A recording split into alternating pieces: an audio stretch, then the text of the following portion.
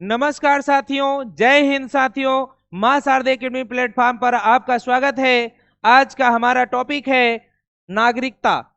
हम question answer के माध्यम से क्वेश्चंस को समझते हैं, पढ़ते हैं, जो हमारे एग्जाम के लिए बहुत ही इम्पोर्टेंट है। जैसा कि हमने पिछले टॉपिक में भी प्रस्तावना को कवर किया था, वैसे एक एक क्वेश्चंस हम इस पुलिस बैच में आपका लेके आए हैं। नागरिकता टॉपिक को भी कवर करेंगे। जो हमारे नागरिकता टॉपिक जो है हमारे सिर्फ और सिर्फ पुलिस बैच के ही लिए नहीं, बल्कि सारे कॉम्पिटिटिव एग्जाम में हमेशा आता है, हमेशा पूछा जाता है। कभी जो भी क्वेश्चंस हम लेकर आए हैं डियर, सब आए हुए पेपर में है और बहुत भी इंपॉर्टेंट है। जिस तरह से पेपर घुमा घुमा के भी पूछ सकता है, मैं ऐसे भी क्वेश्चंस को रखा हूँ। एक ही क्वेश्चन को 4 प्रकार से रखा गया, इसलिए हमारे लिए बहुत ही इंपॉर्टेंट है कि क्वेश्चन को समझने की, रटने की कोई जरूरत नहीं, बल्कि क्वेश्चन आंसर्स को समझने की जरूरत है। आइए हम आप मिल करके इसको देखते हैं।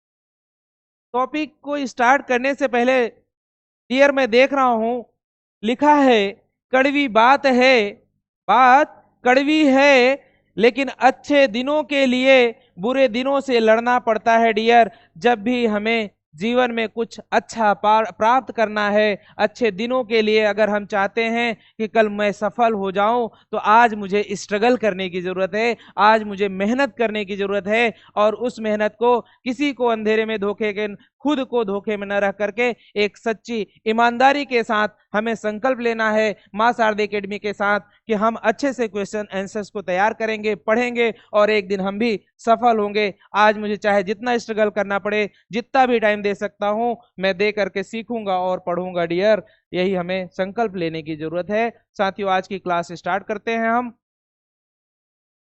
जैसा कि बहुत ही इंपॉर्टेंट क्वेश्चन है, कई पेपर्स में पहले आ चुका है और फिर आगे भी आने की संभावना है।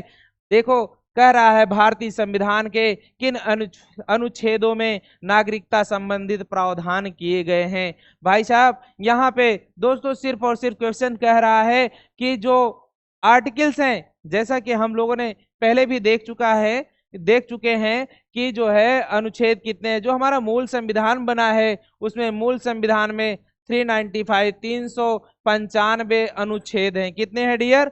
395 अनुच्छेद हैं। तो उन आर्टिकल्स के बारे में कह रहे हैं। ऐसे आर्टिकल्स को चैप्टर्स कह लो या उसमें टॉपिक में डिवाइड किया गया है। अनुच्छेद जो हमारा है, अनुच्छेद 1 से 4 तक, 1 से 4 तक में क्या बताया गया है, ऐसे अनुच्छेद 5 से 11 में क्या बताया गया है, ऐसे अनुच्छेद 12 से 35 में क्या बताया गया, अनुच्छेद 36 से 51 में क्या बताया गया। साथियों, जो हमारा आर्टिकल्स है, क्वेश्चन पूछ रहा है कि भारतीय संविधान का जो अनुच्छेद है उसमें डिवाइड किया गया है, तो कह रहे हैं कि भारतीय संविधान के किन अनुच्छेदों में नागरिकता संबंधित प्रावधान किया गया है। साथियों, नागरिकता के बारे में जो बात कही जा रही है, वो किस नागरिकता संबंधित जो बात कही जा रही है, वो किस अनुच्छेद में है, कहां से कहां तक वर्णन किया गया है। तो साथियों, नागरिकता संबंधित जो बात कही गई है, यहाँ रटने की बात नहीं है, बल्कि 5 से लेकर के 11 अनुच्छेद के बीच में हमें नागरिकता के बारे में प्रावधान किया गया है कि नागरिकता कहां पे है। नेक्स्ट क्वेश्चन,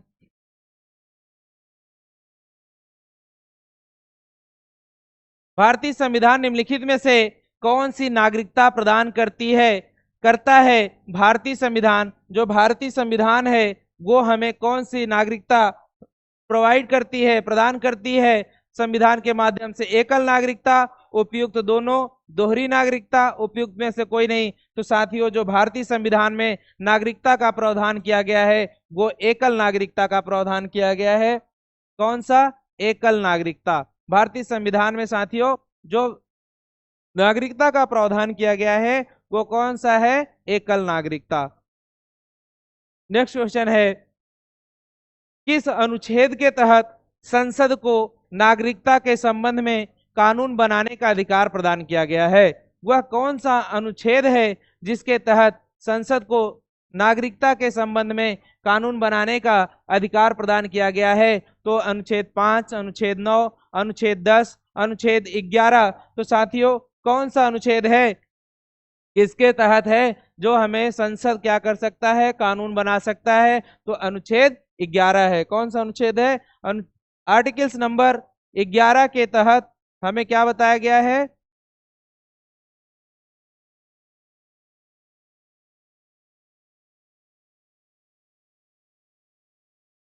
नेक्स्ट क्वेश्चन है, किस अनुच्छेद के तहत संसद को नागरिकता के संबंध में कानून बनाने का अधिकार प्रदान किया गया? साथियों तो जो संसद है वो हमारा नागरिकता के से रिलेटेड अगर कानून बनाना चाहे तो आर्टिकल नंबर 11 मतलब 11 नंबर अनुच्छेद के तहत हम क्या बना सकते हैं? 11 नंबर अनुच्छेद के तहत संसद क्या कर सकती है? कानून बना सकती है। किसके संबंध में? नागरिकता के संबंध में। नागरिकता के संबंध में कानून बनाना कौन सा संसद किसके आर्टिकल, कौन से आर्टिकल के तहत बना सकती है? तो 11 नंबर आर्टिकल के तहत संसद कानून बना सकती है।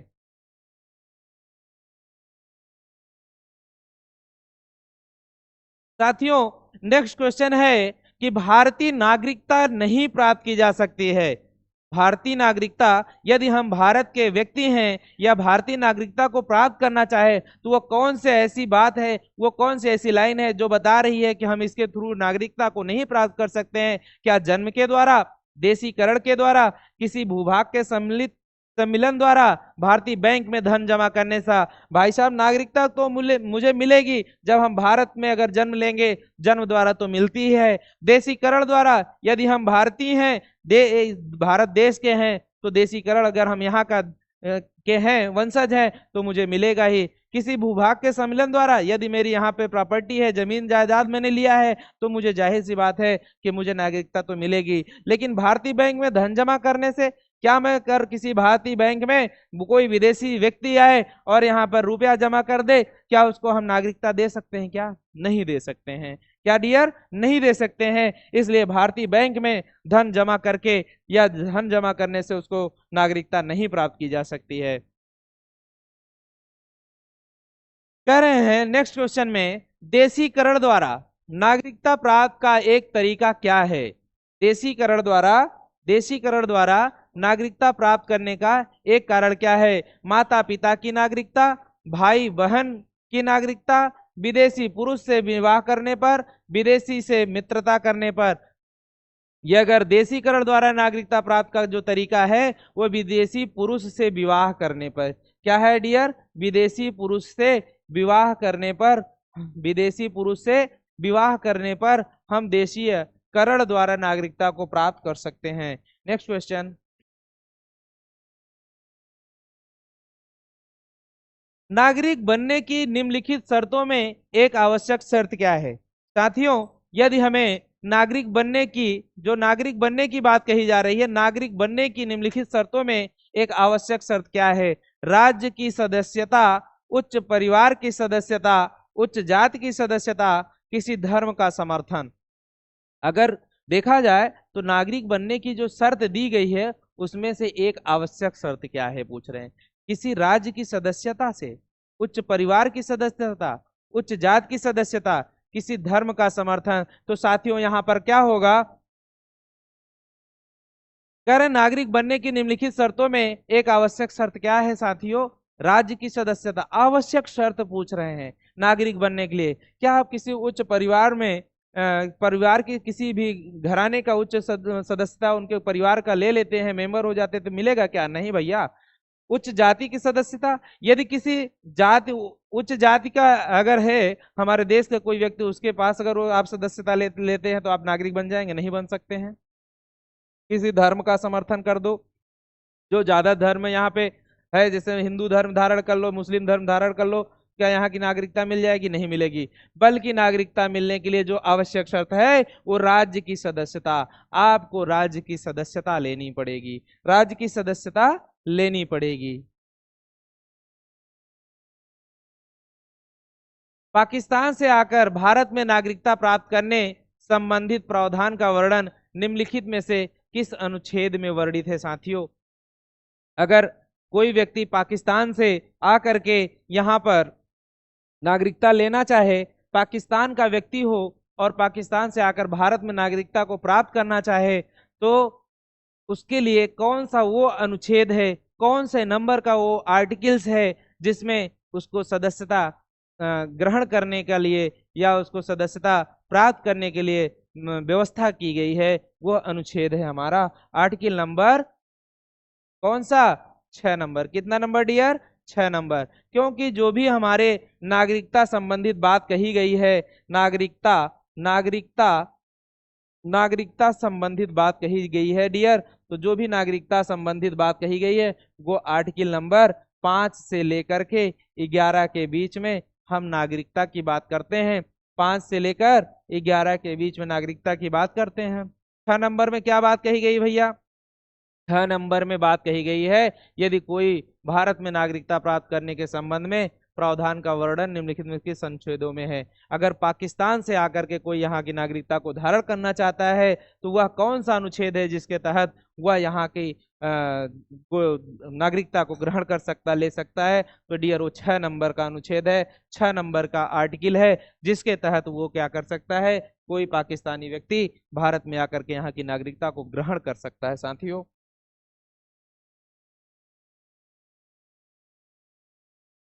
नागरिकता के लोप होने का एक नियम क्या है, परिवार से बिछड़ जाने पर, देशद्रोह का अपराध सिद्ध होने पर, भ्रमण के लिए विदेश जाने पर, शिक्षा के लिए विदेश जाने पर। कह रहे हैं कि यदि आप भारत के नागरिक हैं तो आपकी नागरिकता का लोप हो जाएगा। नागरिकता का लोप होने से तात्पर्य है कि आपकी नागरिकता समाप्त हो जाएगी।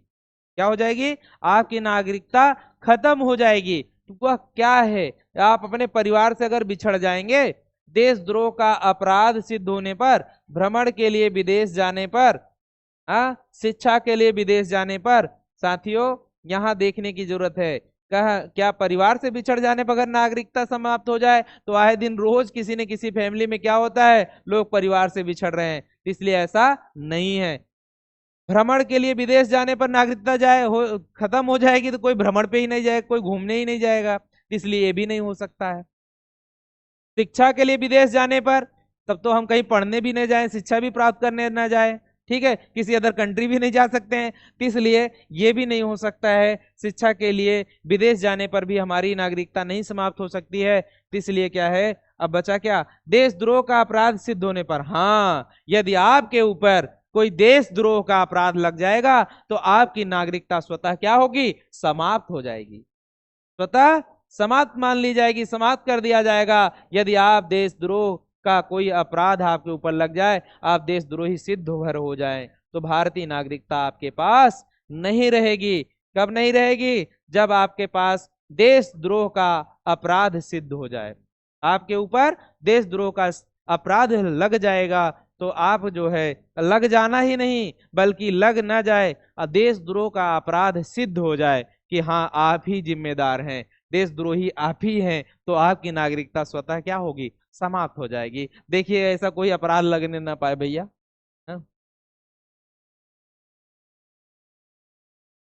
एक व्यक्ति नागरिकता के अधिकार कैसे खो सकता है, बात वही पूछी जा रही है जो अभी हम पिछले क्वेश्चन में देखे हैं।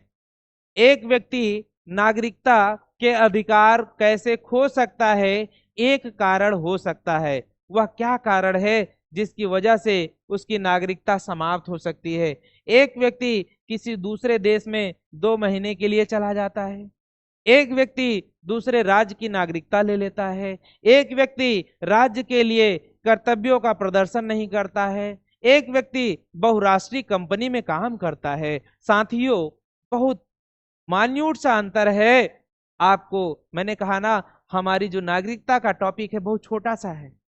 5 से लेकर आर्टिकल नंबर 5 से लेकर के 11 के बीच में सिर्फ और सिर्फ किसके बारे में बताया गया साथियों, नागरिकता के बारे में बताया गया है, सिटीजनशिप के बारे में बताया गया है।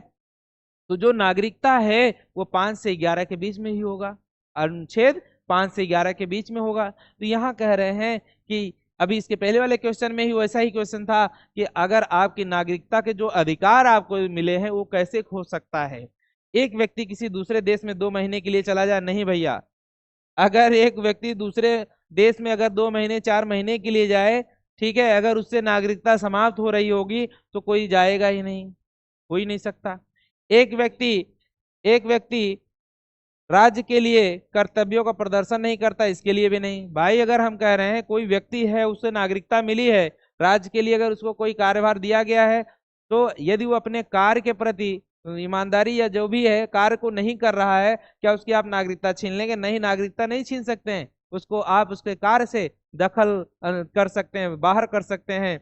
एक व्यक्ति बहुराष्ट्रीय कंपनी में काम करता है, यदि कोई व्यक्ति एक से बहुराष्ट्रीय कंपनी में मतलब इंटरनेशनल लेवल पर एक से अधिक कंपनियों में काम कर रहा है, क्या उसकी नागरिकता आप समाप्त कर दोगे, छीन लोगे? नहीं भैया, नहीं कर सकते हैं। बल्कि एक व्यक्ति दूसरे राज्य की नागरिकता को ले लेता है, भारत का नागरिक हो और यहाँ की नागरिकता प्राप्त करके, बल्कि वो जा करके विदेश या कहीं दूसरे जगह दूसरे राज्य देश जा करके वहां पे अगर नागरिकता को ग्रहण कर लेता है, धारण कर लेता है, दूसरी जगह की नागरिकता को जैसे ही वो धारण करता है, ग्रहण करता है, यदि हमें पता चल जाता है तो उसकी नागरिकता यहाँ पे क्या होती है? स्वतः समाप्त हो जाती है। क्या रीजन है डियर? एक व्यक्ति अगर दूसरे राज्य की नागरिकता ले लेता है तो उसकी नागरिकता क्या होगी? यहाँ की समाप्त हो जाएगी।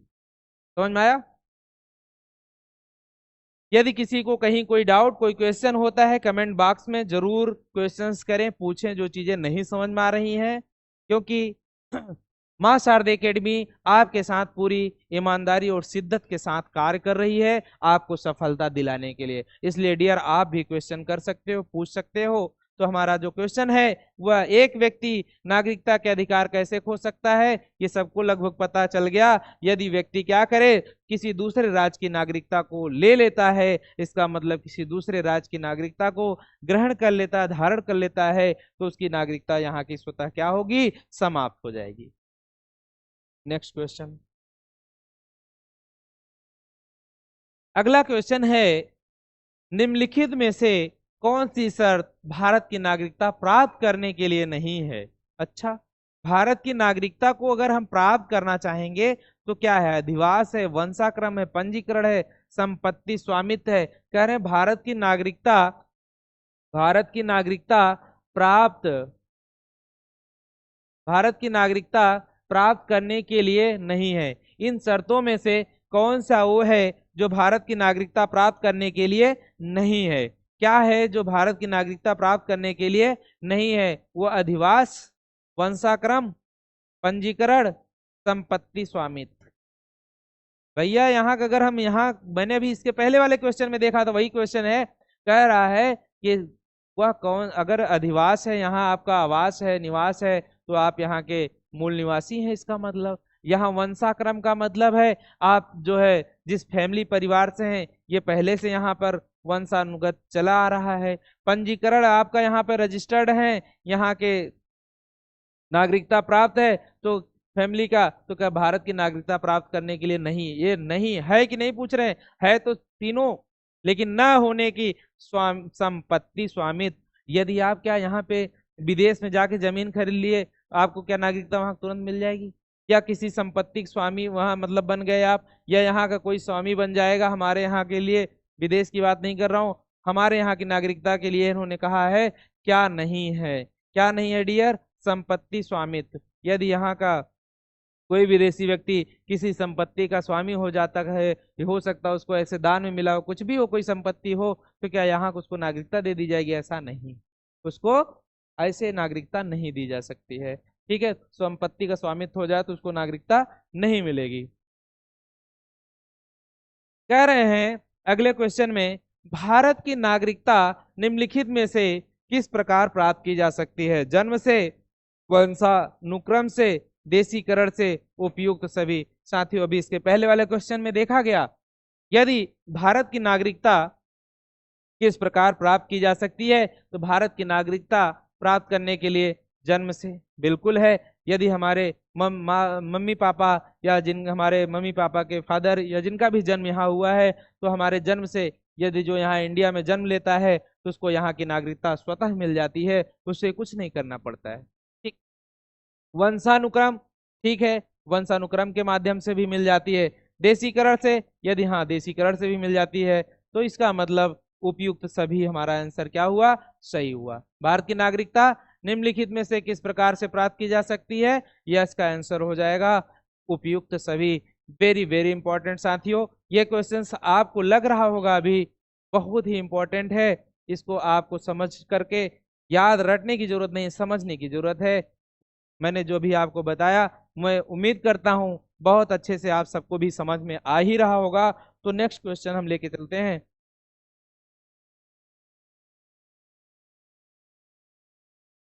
नागरिकता प्राप्त करने व खोने के विषय में विस्तार से चर्चा कहाँ की गई? संविधान के भाग 2 में, संविधान के भाग 2 में, 1955 के नागरिकता कानून में, संविधान की प्रथम अनुसूची में, संसद के विविध अधिनियमों में। साथियों, नागरिकता प्राप्त करने के लिए व खोने के लिए जो हमारे विस्तार से चर्चा की गई है वो कहाँ पे की गई है, ये देखना है हमको। साथियों, नागरिकता को खोने के लिए जो विस्तार से चर्चा की गई है वो हमें 1955 के नागरिकता कानून में। भारतीय संविधान में नागरिकता प्राप्त करने व खोने के विषय में विस्तार से चर्चा कहाँ पे मिलती है? तो साथियों 1955 के नागरिकता कानून में। कहाँ मिलती है? नागरिकता कानून में। साथियों, जो नागरिकता प्राप्त करने के लिए और खोने के लिए जो विस्तृत चर्चा, विस्तार से चर्चा मिल रही है वो कहाँ पे की गई? संविधान के भाग 2 में तो अनुच्छेद 5 से लेकर के 11 तक नागरिकता के बारे में वर्णन किया गया है। हम इसको देख करके तुरंत टिक कर देते हैं साथियों, ये तो नागरिकता के बारे में। यदि हमसे पूछा जाए संविधान में नागरिकता का वर्णन कहाँ पे किया गया है, नागरिकता किस अनुच्छेद से किस अनुच्छेद तक बताया गया है नागरिकता के बारे में, तब हमारा आंसर होगा संविधान के भाग 2 में अनुच्छेद 5 से 11 तक पूछा गया। यहाँ तो लिखा है, हमसे ये नहीं पूछ रहा विस्तार पूर्वक चर्चा कहाँ की गई है, ये नहीं बोल रहा है, ये क्वेश्चन नहीं कह रहा कि किस अनुच्छेद में है या किस भाग में है। नागरिकता प्राप्त करने के विषय में विस्तार से चर्चा कहाँ की गई है? संविधान के भाग 2 में, 1955 के नागरिकता कानून में। कहाँ की गई है? 1955 के नागरिकता कानून में विस्तार से चर्चा की गई है नागरिकता प्राप्त करने के लिए व नागरिकता को खोने के लिए। कहाँ की गई है? 1955 के नागरिकता कानून में।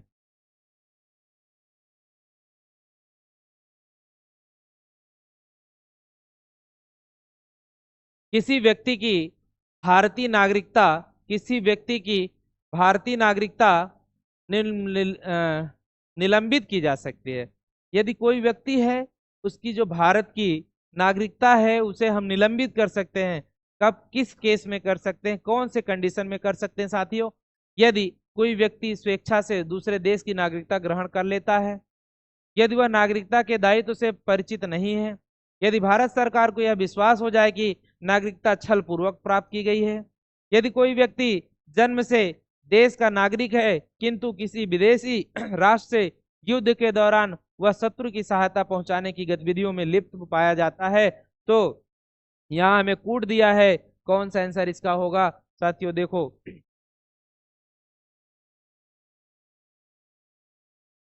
यदि कोई व्यक्ति स्वेच्छा से दूसरे की नागरिकता ग्रहण कर लेता है तो जाहिर सी बात है उसकी नागरिकता क्या की जाएगी? यदि कोई व्यक्ति किसी भारतीय, यदि किसी व्यक्ति की भारतीय नागरिकता, मतलब किसी भारत के नागरिक की बात कही जा रही है, उसकी नागरिकता निलंबित की जा सकती है। साथियों, यदि कोई व्यक्ति स्वेच्छा से दूसरे देश की नागरिकता ग्रहण करता है तो उसकी नागरिकता समाप्त हो जाती है।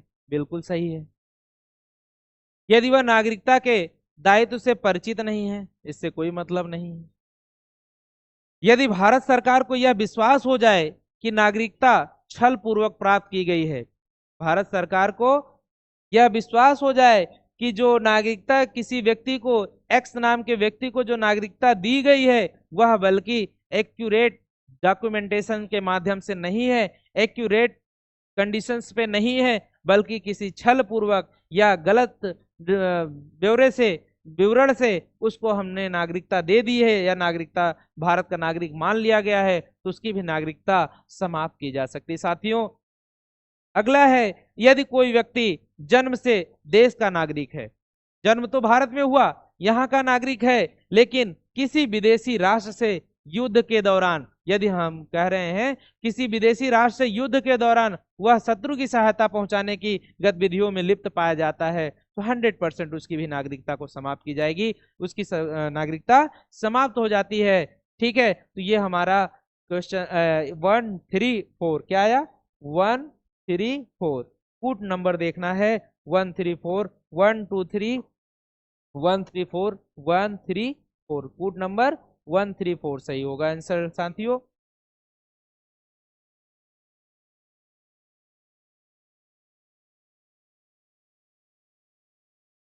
134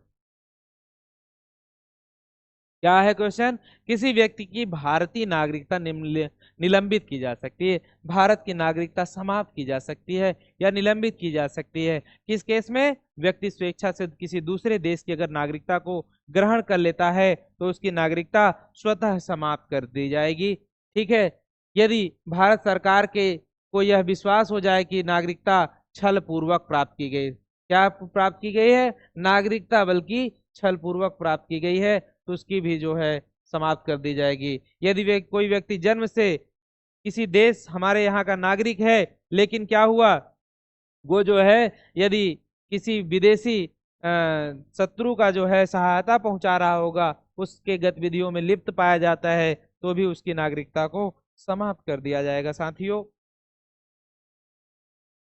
बहुत ही इंपॉर्टेंट है, नागरिकता संशोधन अधिनियम 1992 के अनुसार किसी भी बच्चे को जन्म से, किसी भी बच्चे को भारत में जन्म लेने के कारण स्वतः भारतीय नागरिकता नहीं दी जाएगी। नागरिकता संशोधन अधिनियम 1992 1992 के अनुसार किसी भी बच्चे को भारत में जन्म लेने के कारण स्वतः भारतीय नागरिकता नहीं दी जाएगी। क्या ऐसा है, भारतीय पुरुष से विवाह करने वाली विदेशी महिला को भारतीय नागरिकता प्राप्त करने का अधिकार मिला। भारत के बाहर पैदा होने वाले बच्चे को यदि उसकी मां भारतीय है तो उसे भारतीय नागरिकता प्राप्त होगी। भारत के बाहर पैदा होने वाले बच्चे को यदि उसकी मां भारतीय है तो उसे भारतीय नागरिकता प्राप्त होगी। उपयुक्त सभी डियर, नागरिकता संशोधन अधिनियम 1992 के अनुसार, नागरिकता संशोधन अधिनियम 1992 के अनुसार कह रहे हैं कि इस जो संशोधन हुआ नागरिकता संशोधन अधिनियम 1992, तो ये कह रहे हैं किसी भी बच्चे को भारत में जन्म लेने के कारण स्वतः भारतीय नागरिकता नहीं दी जाएगी, ऐसा तो नहीं है।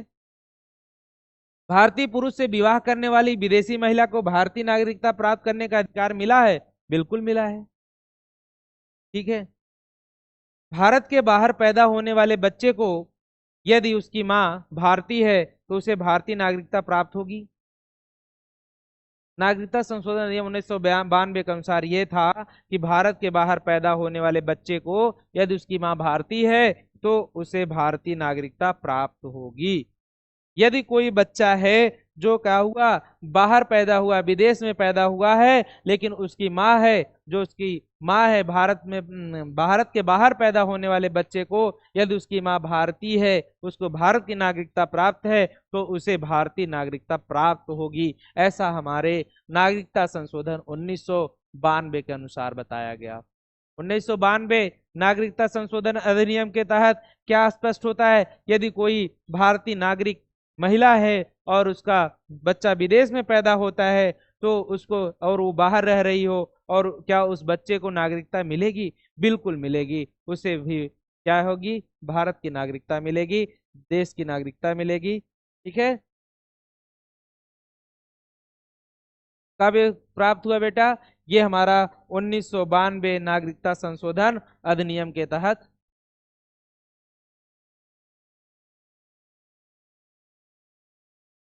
कितने वर्षों तक लगातार बाहर रहने पर नागरिकता समाप्त हो जाती है, कई बार पूछा गया है साथियों, बहुत इंपॉर्टेंट क्वेश्चन है, बहुत ही छोटा सा क्वेश्चन है। कह रहे हैं यदि कोई व्यक्ति भारत का नागरिक है, भारत का नागरिक है, भारत की नागरिकता उसको प्राप्त है और उस कितने वर्ष तक लगातार कंटिन्यू बाहर रहता है तो उसकी नागरिकता समाप्त हो जाएगी। वो लगभग कितने वर्षों तक बाहर रहेगा, तो उसकी नागरिकता समाप्त हो जाएगी साथियों। लगातार 3 वर्ष, 5 वर्ष, 7 वर्ष, 9 वर्ष। साथियों लगातार यदि 7 वर्ष तक कोई व्यक्ति भारत का नागरिक है और वो विदेशों में रह रहा है या कहीं बाहर रह रहा है, उसका कोई इंफॉर्मेशन नहीं है, 7 वर्ष तक यदि बाहर रहता है तो उसकी नागरिकता स्वतः समाप्त हो जाती है। कितने वर्षों तक? 7 वर्षों तक यदि कोई व्यक्ति बाहर रहता है तो उसकी नागरिकता स्वतः समाप्त हो जाती है।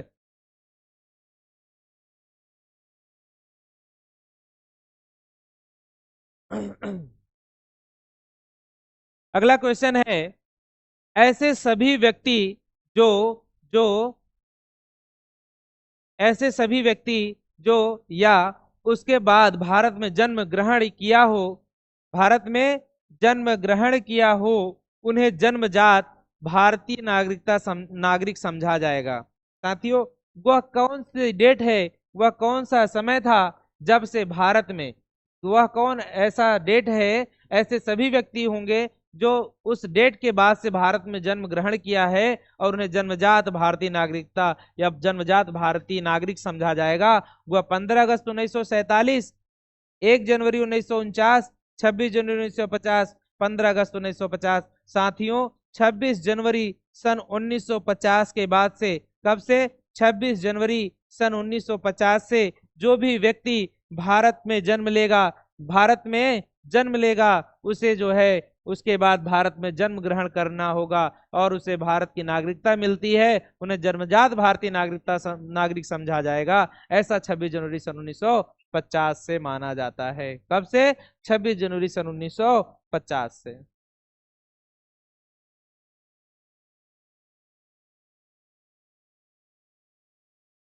अगला क्वेश्चन है, निम्न में से किस स्थिति में किसी भारतीय व्यक्ति की भारतीय नागरिकता समाप्त हो सकती है? किसी व्यक्ति की भारतीय नागरिकता समाप्त हो सकती है, कौन सी वे कंडीशन है जिसके थ्रू भारतीय नागरिकता समाप्त हो जाएगी?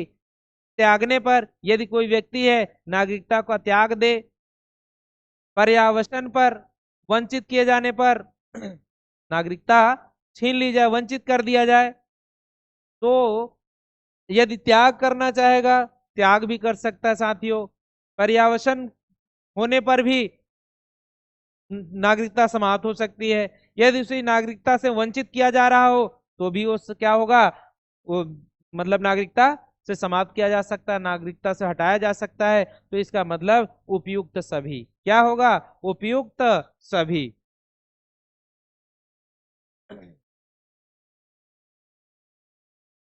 साथियों निम्न में से किस स्थिति में किसी व्यक्ति को भारतीय नागरिकता से वंचित नहीं किया जा सकता? इसके पहले का क्वेश्चन था कि भारतीय नागरिकता से वंचित किया जा सकता है, ये क्या कंडीशन थी? भारतीय नागरिकता से वंचित किया जा सकता है, और यहाँ कह रहा है भारतीय नागरिकता से वंचित नहीं किया जा सकता है। हमें क्वेश्चंस को बहुत ध्यान से पढ़ने की जरूरत है साथियों, क्योंकि हम जब पेपर देने जाते हैं तो क्वेश्चंस को देखते हैं, क्वेश्चन देखते हैं और अच्छे से नहीं पढ़ते हैं, गलत करके आ जाते हैं, फिर कहते हैं अरे ये तो गलती हो गई। ये गलती नहीं करनी है। हम आपको क्वेश्चन आंसर इसीलिए लेके आए हैं कि एक एक क्वेश्चंस को आप पहले अच्छे से स्टडी करो, पढ़ो, क्वेश्चंस क्या कह रहे हैं, उसके भाव को देखो, क्या पूछ रहा है, फिर आंसर पे आओ। ठीक है, क्योंकि क्वेश्चन से ज्यादा इंपॉर्टेंट कुछ नहीं है, आपका आंसर बाद में आएगा, क्वेश्चंस पहले आया है, इसलिए हमको ध्यान से पढ़ने की जरूरत है। कह रहा निम्न में से किस स्थिति में किसी व्यक्ति को भारतीय नागरिकता से वंचित नहीं किया जा सकता है? निर्वाचन के दौरान, आपातकाल के दौरान, युद्ध के दौरान, यदि किसी व्यक्ति की नागरिकता को हमें समाप्त करना हो या उसके नागरिकता से वंचित नहीं किया जा सकता है। साथियों ये तीनों कंडीशन ऐसी है, यदि आपके यहाँ निर्वाचन कार्यक्रम चल रहा हो, निर्वाचन के दौरान भी ऐसा प्रावधान है हमारे संविधान में, उससे हम क्या करते हैं, निर्वाचन के दौरान भी हम उसकी नागरिकता से वंचित नहीं कर सकते हैं।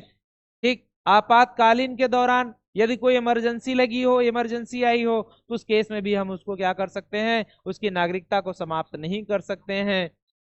युद्ध के दौरान यदि हमारा किसी विदेशी से आक्रमण हो, युद्ध चल रहा हो, उस दौरान भी हम उसकी नागरिकता को समाप्त नहीं कर सकते हैं। इसका मतलब इसका आंसर उपयुक्त सभी होगा।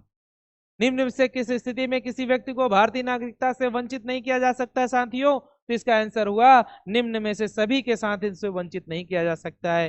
कब? निर्वाचन के दौरान, आपातकाल के दौरान या युद्ध के दौरान। इन तीनों कंडीशंस के साथ हम उसको क्या किसी भी व्यक्ति को जो भारत का नागरिक है उसकी नागरिकता से हम उसे वंचित नहीं कर सकते हैं।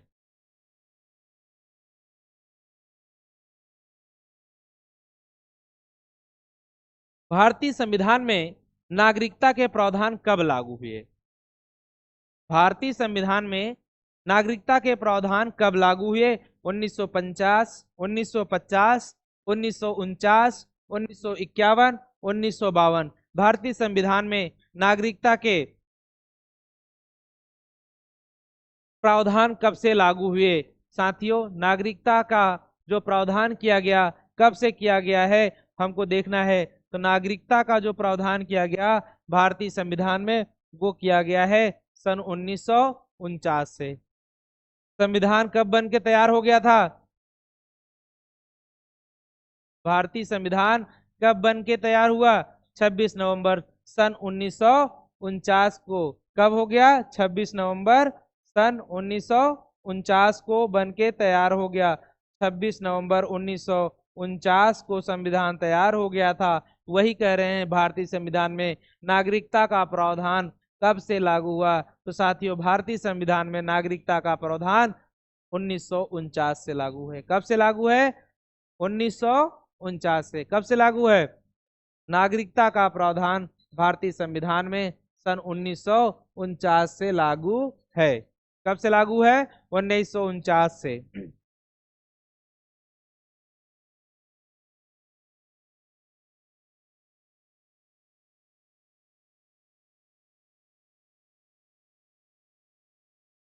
भारतीय संविधान के अंतर्गत भारत के नागरिकों को वे कौन से अधिकार प्राप्त हैं जो गैर नागरिकों को नहीं है? भारतीय संविधान के अंतर्गत भारतीय संविधान के अंतर्गत भारत के नागरिकों को वे कौन से ऐसे अधिकार प्राप्त हैं जो गैर नागरिकों को नहीं है? साथियों, कह रहे हैं भारत का नागरिक है उसको नागरिकता प्राप्त है, लेकिन अन्य साथियों, अन्य को ऐसा अधिकार नहीं प्राप्त है जैसा भारतीय नागरिक को प्राप्त है। कह रहे हैं कुछ सार्वजनिक पदों की पात्रता, कुछ सार्वजनिक पदों की पात्रता, संसद व विधानमंडल के सदस्य होने का अधिकार, संसद व विधानमंडल के सदस्य होने का अधिकार, अनुच्छेद 15, 16 एवं 19 द्वारा प्रदत्त मौलिक अधिकार, उपयुक्त सभी। साथियों, भारतीय संविधान के अंतर्गत भारत के नागरिकों को वे कौन से अधिकार प्राप्त हैं जो और अन्य लोगों को, दूसरे नागरिकों को नहीं है? जो नागरिक हमारे यहाँ भारत का नहीं है उसको नहीं दिया गया है, बल्कि जो भारत का नागरिक है उसे ही ऐसे अधिकार प्राप्त हैं। तो क्या है? कुछ सार्वजनिक पदों की पात्रता। ये तो भैया अगर कोई सार्वजनिक पद की पात्रता दी जाएगी तो हमारे यहाँ नागरिक है, बल्कि अगर अन्य जगह का है, विदेशी है, तो उसे ऐसा प्रावधान नहीं किया जाएगा। संसद व विधानमंडल के सदस्य होने का अधिकार, बिल्कुल भैया, संसद व विधानमंडल का सदस्य भी नहीं हो सकता है यदि कोई विदेशी यहाँ आके है, अगर उसे नागरिकता नहीं प्राप्त है हम उसको नहीं दे सकते हैं। अनुच्छेद 15, 16 व 19 द्वारा प्रदत्त मौलिक अधिकार, जो अनुच्छेद 15, 16 और 19 में जो मौलिक अधिकार दिया गया है, क्योंकि मौलिक अधिकार का वर्णन जो किया गया है वो हमारा आर्टिकल 12 से लेकर के 35 तक में हम मौलिक अधिकार की बात करेंगे आगे अगले उसमें भाग 3 में मौलिक अधिकार को स्टडी करेंगे। तो ये हम देखेंगे अनुच्छेद 15, अनुच्छेद 16, अनुच्छेद 19 क्या बताता है। ठीक है, तो हम बता रहे हैं आपको कि ये जो अधिकार मिले हैं मौलिक 15, 16 और 19 के मौलिक अधिकार, वो भी हम एक आम आदमी को या विदेशी व्यक्ति को जिसे भारतीय नागरिकता नहीं प्राप्त है हम उसको नहीं दे सकते हैं।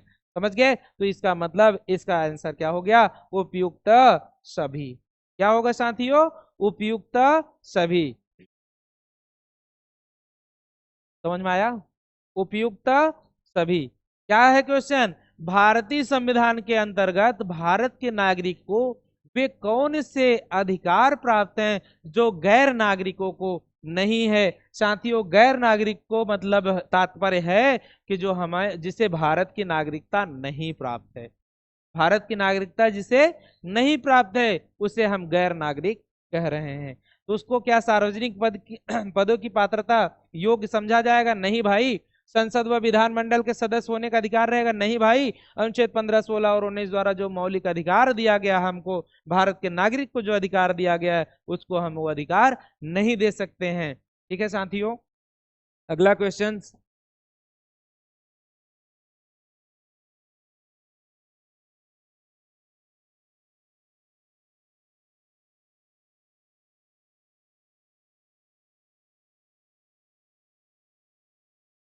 संविधान द्वारा प्रदत्त नागरिकता के संबंध में संसद ने एक व्यापक नागरिकता अधिनियम कब बनाया? कह रहे हैं संविधान द्वारा प्रदत्त नागरिकता के संबंध में संविधान द्वारा प्रदत्त नागरिकता के संबंध में संसद ने, कौन?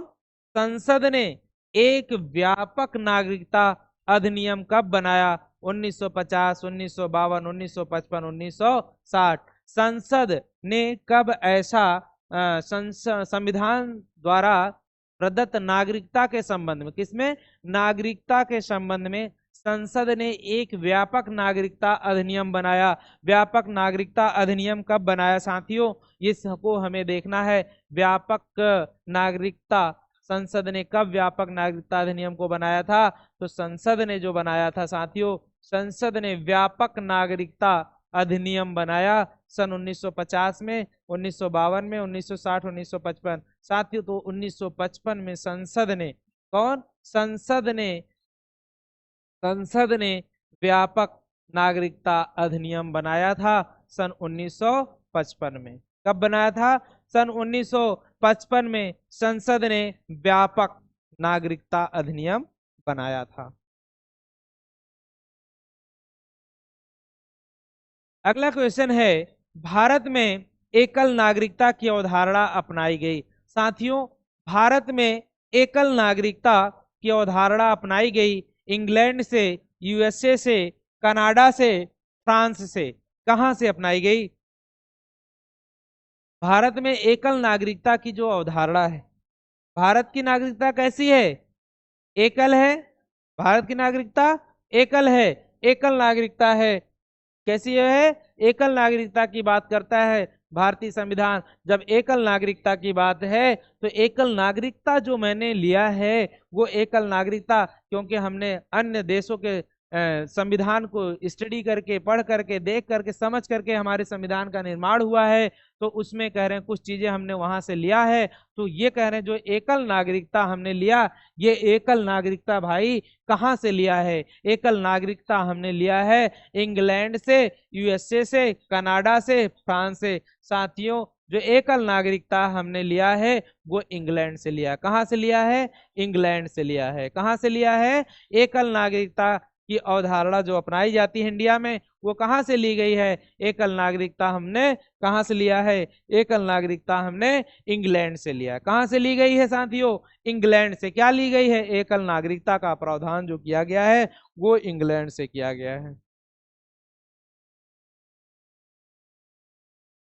कह रहे हैं भारत में रहने वाला ब्रिटिश नागरिक दावा नहीं कर सकता।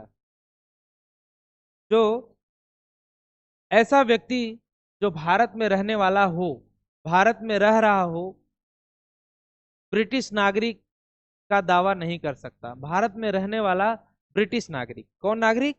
ब्रिटिश नागरिक। कोई ऐसा विदेशी व्यक्ति है, ब्रिटिश नागरिक है, जो भारत में रह रहा है, ब्रिटिश नागरिक दावा नहीं कर सकता। मतलब किस चीज की डिमांड नहीं कर सकता है, मांग नहीं कर सकता है। भारत में रह रहा हो और कोई विदेशी व्यक्ति हो, वो ऐसी कौन सी चीज की डिमांड या मांग नहीं कर सकता है? व्यापार और व्यवसाय की स्वतंत्रता का अधिकार, विधि के समक्ष समता के अधिकार। भाई कोई विदेशी व्यक्ति हो, यदि यहाँ पे रह रहा है तो उसे विधि के जो कानून है, विधि तो हमारा जो संविधान है तो बताता है कि सबको समान अधिकार देंगे। विधि के समक्ष सबको समता का अधिकार मिलता है, ये तो मिलता है। जीवन और व्यक्तिगत स्वतंत्रता की सुरक्षा के अधिकार, बिल्कुल भाई। कोई विदेशी है तो हमारे यहाँ का क्या इंडिया पुलिस है, तो वो हमारे यहाँ का अगर नागरिक नहीं है, हमारे यहाँ भ्रमण करने आया है, घूमने आया है, यात्रा करने आया है, दर्शन करने आया है, तो क्या हम उसको सुरक्षा नहीं देंगे? हमारे यहाँ की पुलिस का अधिकार नहीं है उसको सुरक्षा देना? देना है भैया। उसको भी हम क्या करेंगे, उसको भी सुरक्षित रखने की हमको वो सुरक्षा का मांग कर सकता है। धर्म की स्वतंत्रता के अधिकार का, अगर कोई व्यक्ति है, विदेशी नागरिक है, ब्रिटिश है, यदि धर्म की स्वतंत्रता के अधिकार की बात करता है तो हमें क्या है, उसको धर्म की स्वतंत्रता है। यहाँ आकर वो कोई भी धर्म की बात कर सकता है, कोई भी धर्म में जा सकता है, पूजा पाठ कर सकता है, उसके लिए हम बाधित नहीं कर सकते हैं साथियों। तो इसको जो नागरिकता, यहाँ क्वेश्चन हमारा कह रहा है भारत में रहने वाला ब्रिटिश नागरिक वह दावा नहीं कर सकता है। किस चीज का भाई? जब विधि के समक्ष इसकी मांग कर सकता है, जीवन और व्यक्तिगत स्वतंत्रता की सुरक्षा का अधिकार की मांग कर सकता है, धर्म की स्वतंत्रता के अधिकार की बात कर सकता है, बल्कि क्या नहीं कर सकता है, व्यापार और व्यवसाय की स्वतंत्रता का अधिकार नहीं कर सकता है मांग। क्या नहीं कर सकता है?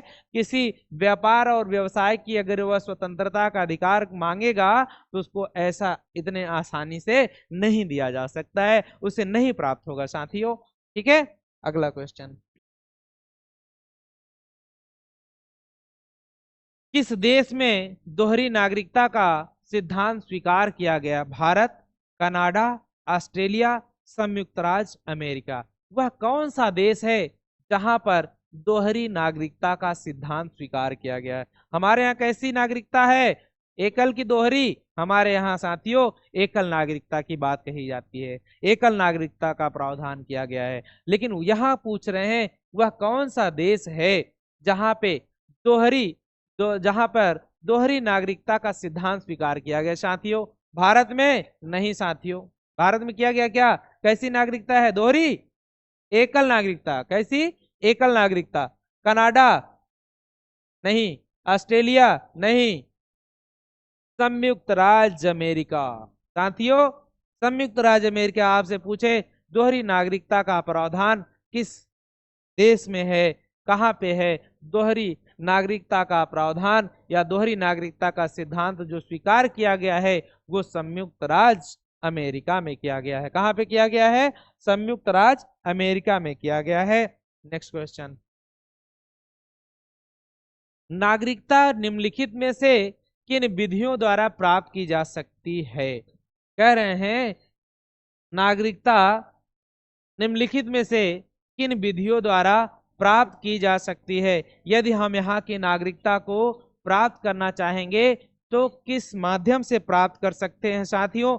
यहाँ की नागरिकता निम्नलिखित में से किन विधियों द्वारा प्राप्त की जा सकती है? जन्म द्वारा, आनुवंशिकता द्वारा, पंजीयन द्वारा या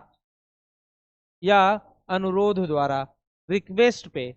हाँ, आनुवंशिकता द्वारा, पंजीयन द्वारा, अनुरोध द्वारा।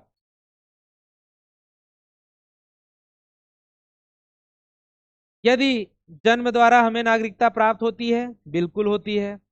आनुवंशिकता द्वारा बिल्कुल प्राप्त होती है। पंजीयन द्वारा यदि हम यहाँ आकर के रजिस्ट्रेशन करा लें तो हो जाएगा क्या? नहीं भैया, नहीं हो सकता है। अनुरोध द्वारा यदि हम स्वतंत्र हैं नागरिकता ग्रहण करने के लिए, यदि हम यहाँ का नागरिकता ग्रहण करना चाहते हैं तो हम आकर के रिक्वेस्ट पे क्या कर सकते हैं? यहाँ की नागरिकता को ग्रहण कर सकते हैं। 1 2 4, 1 2 4, नहीं नहीं नहीं, 1 2 3, कौन सा? 1 2 3 होगा। जन्म द्वारा, पंजीयन द्वारा, अनुरोध नहीं भैया, ये अनुरोध क्या है? रिक्वेस्ट कर लेंगे तो हम यहाँ नागरिकता ग्रहण कर लेंगे? नहीं, नहीं हो सकता, नहीं पॉसिबल है। क्या है? नहीं पॉसिबल है। बल्कि पंजीयन द्वारा, आनुवंशिकता द्वारा और जन्म द्वारा हमें क्या है? यहाँ की नागरिकता प्राप्त हो जाएगी। क्या होगा? यहाँ की नागरिकता प्राप्त करना चाहते हैं तो यहाँ जन्म होना चाहिए, आनुवंशिकता होनी चाहिए और पंजीयन द्वारा ऑलरेडी यहाँ से हम क्या हो? रजिस्टर्ड हो। तो 1 2 और 3 आंसर होगा। रिक्वेस्ट करने पे हो जाए तो यदि कोई विदेशी हमारे यहाँ घूमने आए तो उसके मन में आ कह दे भैया हमको यहाँ की नागरिकता दे दो, क्या दे दिया जाएगा? नहीं दिया जाएगा। ठीक है, अगला क्वेश्चन।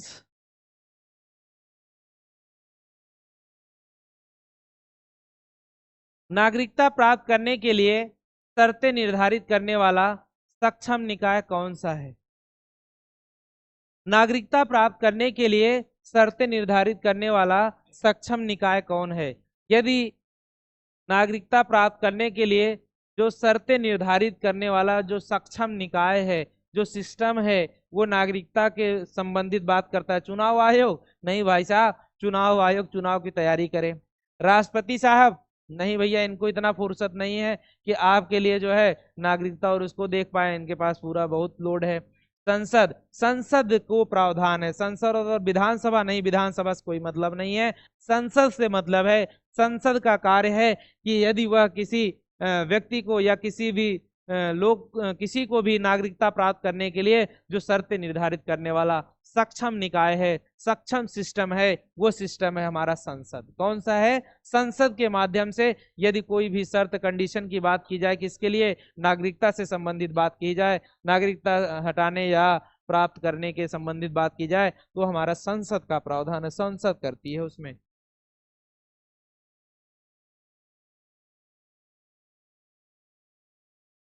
थैंक यू साथियों वॉच करने के लिए। आज का यूपी पुलिस बैच हमारा नागरिकता का टॉपिक बहुत ही इंपॉर्टेंट क्वेश्चंस लेके आया था आप सबको।